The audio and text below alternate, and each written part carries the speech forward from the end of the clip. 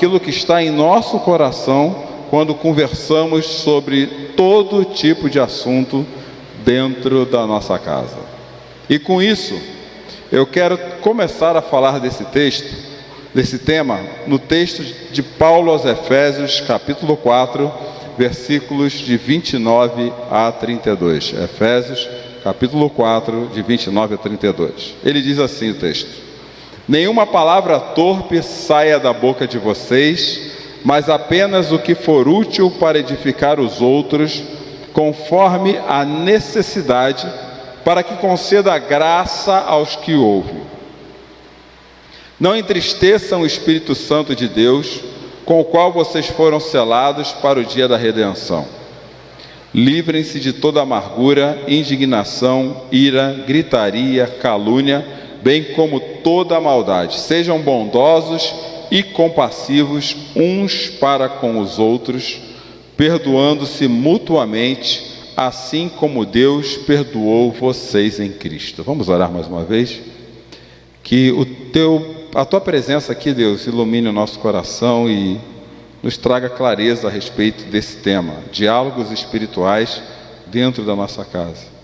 Que nós possamos olhar para dentro e percebermos se realmente nós temos entristecido o Espírito Santo ou alegrado o Senhor com as intenções corretas diante de tudo o que dissemos.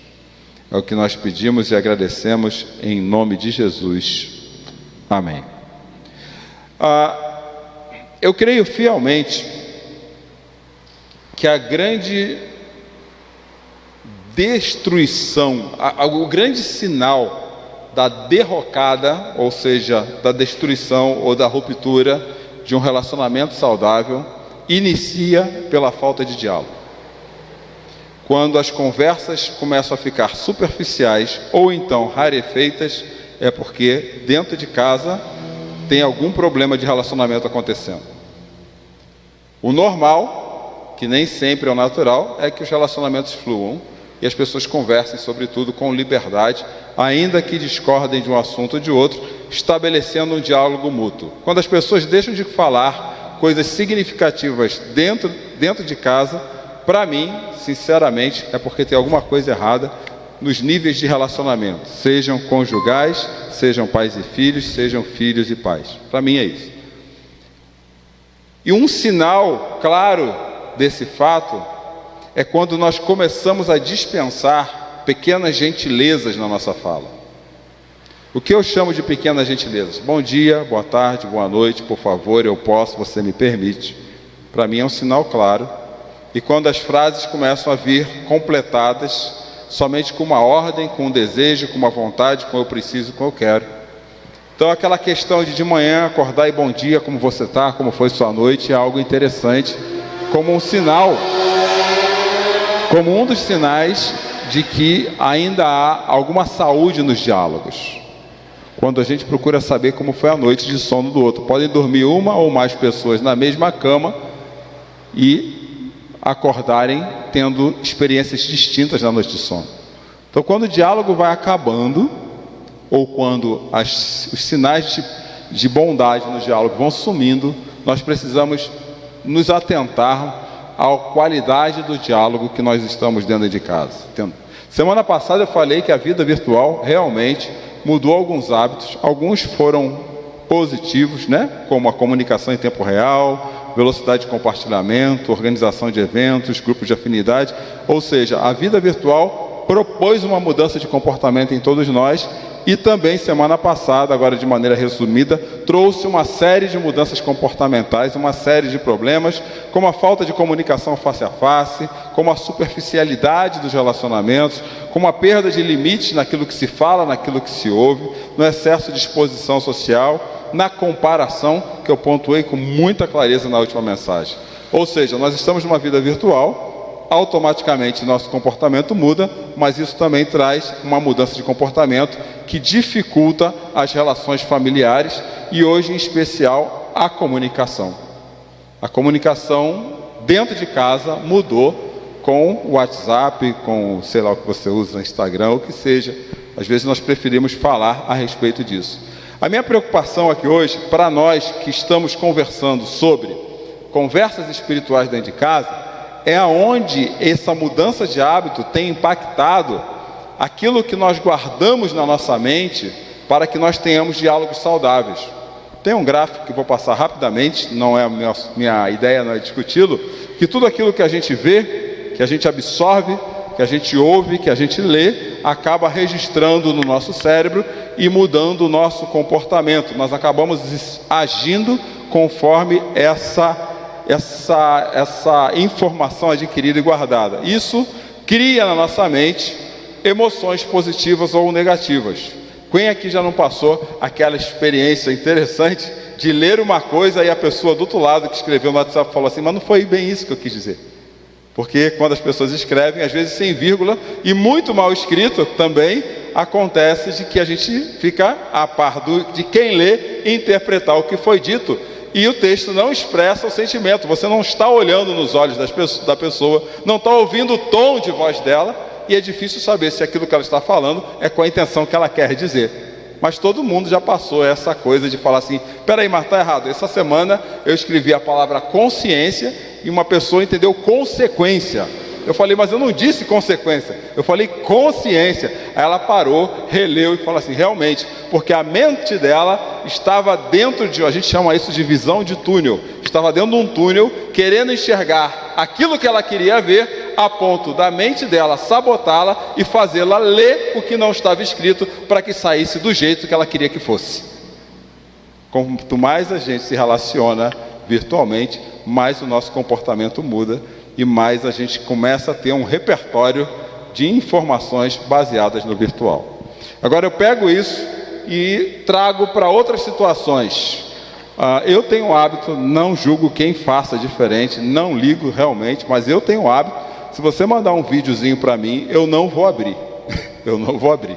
A não ser que você fale, isso aqui é importante. Mas eu já vi muitas listas de pessoas passando memes, vídeos e tudo mais, e nós gastamos um grande tempo da nossa vida vendo aquelas coisas que não são nem diversão na maior parte das vezes, mas um mecanismo de alívio para a dificuldade do dia a dia. Isso aqui me alivia, isso aqui me traz prazer, isso aqui me deixa mais aliviado. Tirei a cabeça do problema, tirei o olhar daquilo que está incomodando a minha cabeça. Mas isso pode se tornar viciante, como eu falei na semana passada, porque existe uma certa dopamina que nos faz ter prazer em ver isso. E quando olhamos, eu não sei se você já reparou, se não reparou, se no seu celular não tem, há aplicativos para isso, que mostram a quantidade de tempo que você fica em certos aplicativos. E você já parou para procurar quanto tempo você gasta no WhatsApp? Talvez você se surpreenda, e a maior parte desse tempo pode ser vendo coisinhas assim.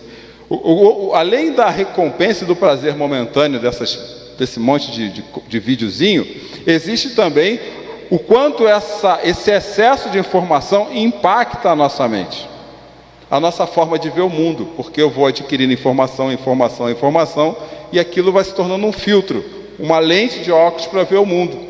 E o nosso cérebro faz isso. Ele vai pegando aquilo que ele tem no repertório, lembra repertório? Aquelas três, o último lá do meu canto esquerdo, e ele vai usando isso para ver a vida. E aí a gente começa a ter um problema, porque toda vez que eu uso o meu repertório gravado na minha mente, eu expresso isso através das minhas ações. E eu vou trazendo isso para os nossos relacionamentos dentro de casa, e nossos relacionamentos vão ficando bem complicados. A pergunta dessa noite, essencial, para sabermos se os diálogos que nós temos em família são saudáveis ou não, é o que tem preenchido a nossa mente. Quais são as conversas virtuais, quais são as representações virtuais, quais são os influenciadores virtuais que têm enchido a minha mente e trazido isso na nossa conversa diária e servido como referência para o nosso dia a dia. Essa é a grande pergunta. E quem fala isso não sou eu, o próprio Senhor Jesus falou, já disse que a boca fala do que está cheio o coração. Então, quanto mais eu transito em vida virtual, mais os meus lábios são influenciados por alicerces virtuais também. E vem a bendita da comparação. A gente compara quem está do nosso lado com aquilo que a gente viu, com aquilo que a gente ouve, às vezes de maneira até injusta, porque ele nunca vai ser aquilo. Aonde então o que tem alimentado a nossa mente? Essa é a pergunta dessa noite. O que tem alimentado a sua mente? Aonde você tem usado o seu tempo, a sua vida? Aonde você tem dedicado diálogos saudáveis a ponto de acrescentar questões no seu coração para que você possa influenciar positivamente dentro de casa as pessoas que estão dentro de casa? A pergunta central dessa noite é: o que tem alimentado o seu repertório mental? O que tem abastecido o seu coração? Quando você está diante de um problema, como você reage? Com base em que você reage? Porque se eu quiser ter uma conversa, um diálogo espiritual, eu preciso primeiro ter uma mente espiritual. E quem fala isso agora é o apóstolo Paulo, na primeira carta aos Coríntios, capítulo 2, versículos 14 e 16. Reparem comigo o que Paulo diz aqui nesse texto. Ora, o homem natural não aceita as coisas do Espírito, porque eles são loucura, e não podem entendê-las, porque elas se discernem espiritualmente. Porém, o homem espiritual julga todas as coisas, mas ele mesmo não é julgado por ninguém. E aqui eu peço para que você abra um parêntese junto comigo. Quando há questões a se resolver dentro da sua casa, com que mente você tem tratado essas questões? Se eu abasteço a minha mente com conversas de WhatsApp, com vídeos de WhatsApp, com memes, com vendo vídeos que alimentam meu coração com outras ideias e ideologias que nos tiram daqueles valores espirituais ou estruturais da semana passada, o que tem alimentado nosso coração? Mas para a gente que caminha com Cristo, o que tem que sedimentar as nossas conversas é a cruz de Jesus Cristo. Eu preciso alimentar a minha mente com o reino. Eu preciso ter mente espiritual para ter conversa espiritual. E volto a falar, não é simplesmente falar uma palavra bonita. E às vezes, ontem mesmo eu estava, não sei aonde, não me lembro mais, mas às vezes a gente tem uma fé que é muito, nem me lembro também a palavra que está na minha cabeça, mas vamos dizer assim, a gente tem uma fé muito pobre às vezes, porque a gente acha que Deus vai prover, mas não fazemos a nossa parte, como se nós não tivéssemos responsabilidade na provisão divina. Isso é falta de Bíblia. Eu tenho dito e falo com muita propriedade: Deus ressuscitou Lázaro, mas quem tirou a pedra foram os discípulos. Se a gente não tirar a pedra do caminho, Lázaro, não é que ele não vai ser ressuscitado, a gente não faz a nossa parte também.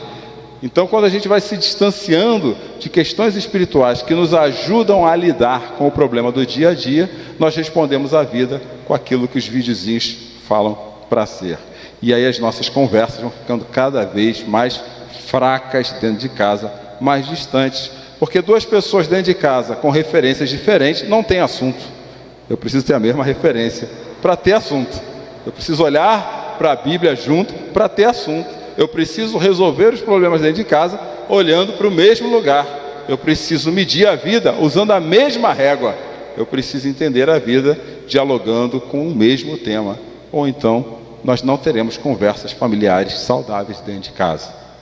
E volto no exemplo da semana passada, que as boas conversas, elas precisam acontecer à volta da mesa, olho no olho. Lembra, dei o exemplo, que havia bares, não sei, lugares, não sei se tem ainda, que pediam às pessoas que colocassem os celulares em cima de um pote, para que ninguém conversasse. Então nós precisamos nos alimentar, olhando nos olhos, usando os valores estruturais da semana passada, para que tenhamos conversas espirituais. E aqui eu quero ressaltar 3 pontos de conversas espirituais. O primeiro: os diálogos precisam ser edificantes. Os diálogos precisam ser edificantes. A sua última conversa dentro de casa edificou você e edificou a pessoa ao seu lado? Pare e pense. Ou ela só serviu para trocar farpa, ou ela só serviu para rotular, ou ela só serviu para registrar? A sua última conversa dentro de casa, ela edificou alguma coisa? O apóstolo Paulo nos chama a atenção dizendo assim: nenhuma palavra torpe saia da sua boca, mas apenas o que for útil para edificar os outros conforme a necessidade, para que conceda graça aos que ouvem. Tem vários pontos nesse versículo que eu quero ressaltar. Palavra torpe. Alguém sabe o que é torpe? Podre. Torpe é podre. Cuidado com as palavras que apodrecem a vida saindo da sua boca. É isso que Paulo está falando. Cuidado. Então, antes da gente abrir a boca, a gente tem que entender se essa palavra é podre. Se a nossa fala é podre, se vai apodrecer a conversa, se vai apodrecer a vida do outro. Paulo vai falar assim: fale apenas o que for útil para edificar os outros. A minha contribuição nesse assunto vai edificar ou vai acabar com o assunto? Tem hora que a gente quer ter razão, a gente solta a palavra podre para acabar com a conversa, porque a minha razão é mais importante do que a solução. Isso aqui vai edificar esse assunto, vai acrescentar algo. Se não acrescentar, nem fale. Pare, pense. Tem coisa que a gente precisa parar e pensar mais um pouco antes de abrir a boca. A gente já quer abrir a boca para tirar aquilo que está engasgado aqui no pescoço e acaba apodrecendo mais ainda a conversa. Paulo vai dizer: fale conforme a necessidade. E nós vamos ver o segundo ponto já dessa noite, e vocês vão entender já já o que Paulo quer dizer com isso. Tem hora que a gente tem tanta necessidade de falar que a gente não mede o que fala. E depois que disse, o que acontece? Já era. Já machucou o coração do outro, já apodreceu o coração do outro. Nós precisamos pensar muito naquilo que a gente fala. Eu estava participando, ouvindo, prestando atenção, não diretamente, de uma conversa há uns 2, 3 meses atrás, e uma pessoa dizia assim: eu preciso falar o que eu penso. E eu ali olhando aquele embate ali, na minha, quieto, não tinha nada para dizer, melhor ficar quieto. Quando a gente não tem nada para dizer, é melhor ficar quieto. E aí a outra pessoa falou assim: é muito perigoso a gente achar que deve falar o que pensa. A gente não tem que falar o que pensa, a gente tem que falar o que é certo. E a resposta a essa pergunta está aqui: isso está edificando, esse assunto edifica. Entrar com esse assunto essa hora edifica. Falar disso nesse momento é o momento certo. Se nós quisermos ter diálogos espirituais baseados na palavra, a palavra nos diz isso. Cuidado com o que sai da sua boca para que não seja podre. Inclusive, Tiago, na carta a Tiago, diz que da mesma fonte não pode sair água doce e água amarga. Nós precisamos parar e pensar. Isso nos leva ao segundo ponto. Eu preciso me conectar com as minhas emoções. E conectar com as minhas emoções é algo muito difícil para mim, não sei se para vocês. Porque quando um assunto pega, antes de eu falar sobre ele, eu tenho que fazer a segunda pergunta para mim mesmo: por que esse assunto gerou tanta importância no meu coração? Por que aderiu tanto? Se aderiu, é porque comunicou. Se comunicou, eu preciso entender por quê. Por que aderiu tanto? E Paulo vai dizer assim no versículo de número 31: livrem-se de toda amargura, indignação, ira, gritaria, calúnia, bem como maldade. Antes de falar, entenda por que esse assunto te incomoda tanto. Para que você não fale com ira, para que você não calunie os outros, para que você não exponha a sua amargura, para que você não apodreça a conversa, para que a conversa seja edificante. Fazer autogestão é algo muito difícil, porque requer diálogo interno, algumas conversas com Jesus que a gente não quer ter. Permitir que Jesus talvez cure áreas da nossa vida que a gente não quer ser curado. Hoje mesmo, eu mandei um WhatsApp para uma pessoa que passou comigo num outro contexto, numa conversa, e ela entendeu que poderia ver a vida numa realidade melhor, e a realidade que ela dizia viver era muito ruim. Ela dizia viver uma realidade muito ruim. Enfim, no final da conversa foi apresentada uma outra realidade para ela. Isso há 2 dias atrás. Hoje eu perguntei para ela: e aí, como é que está? O que está de novo? E a resposta dela foi a seguinte: foi muito difícil encarar a outra realidade. A nossa mente às vezes nos mantém em lugares que para ela é confortável, e nem sempre isso é bom. E discutir com a nossa mente é algo muito difícil, principalmente quando os assuntos são as emoções, porque nós gostamos de algumas coisas, nosso coração gosta de algumas coisas, e aí a gente vai abrindo a boca, vai abrindo a boca, vai abrindo a boca, sem primeiro dialogar com as nossas emoções. Por que esse assunto me incomodou? Por que esse negócio não sai da minha cabeça? Por que esse troço está me aborrecendo tanto? Ah, entendi, porque lá atrás fizeram isso comigo e eu não gostei. Mas eu gostei da maneira que eu reagi, vou repetir agora, Paulo fala, conecte-se com as suas emoções. Tenha diálogos espirituais, conecte-se com as suas emoções. Em Colossenses capítulo 4, versículo 6, Paulo traz um outro ensinamento na mesma direção. Ele vai dizer assim: o seu falar seja sempre agradável e temperado com sal, para que saibam como. Só consegue fazer isso quem para pensar, quem para entender. Senão a gente vai falando, e o que sai da nossa boca é sempre podre. E em terceiro e último lugar, terminando aqui a minha fala, comunique-se com empatia. Empatia é uma palavra que ficou até corriqueira, mas eu quero, e não vou falar disso aqui, se quiser abre no YouTube, lá tem um monte de gente ensinando empatia melhor que eu, mas você pode ver o que a Bíblia diz a respeito de empatia, ou aquilo que são sinais de empatia. O último texto diz assim: sejam bondosos, não ataquem com maldade. E olha como é que as coisas se conectam. Vocês pararam para pensar? Eu preciso ter palavras, um diálogo edificante, lembra da primeira parte? Segundo, para ele edificar, eu tenho que conhecer o que está me incomodando primeiro nele, e só assim eu consigo ser bondoso. Só assim eu consigo ser compassivo e dizer o que me incomodou. Tem hora que é difícil isso, mas conversas espirituais, elas tratam muito mais do assunto entre as pessoas do que das pessoas. Repito, conversas espirituais muitas vezes tratam do assunto entre as pessoas do que as pessoas. Vou dar um exemplo bem corriqueiro, tá bom? Bem corriqueiro. Vamos supor que nós discordamos na direção do papel higiênico dentro do banheiro. Se é com o papel virado para a parede ou com o papel desvirado para a parede. Já tem essa discussão, já tratei de assuntos disso em relacionamento de casal, que ia dar divórcio. A folha do papel fica para a parede, já é assim.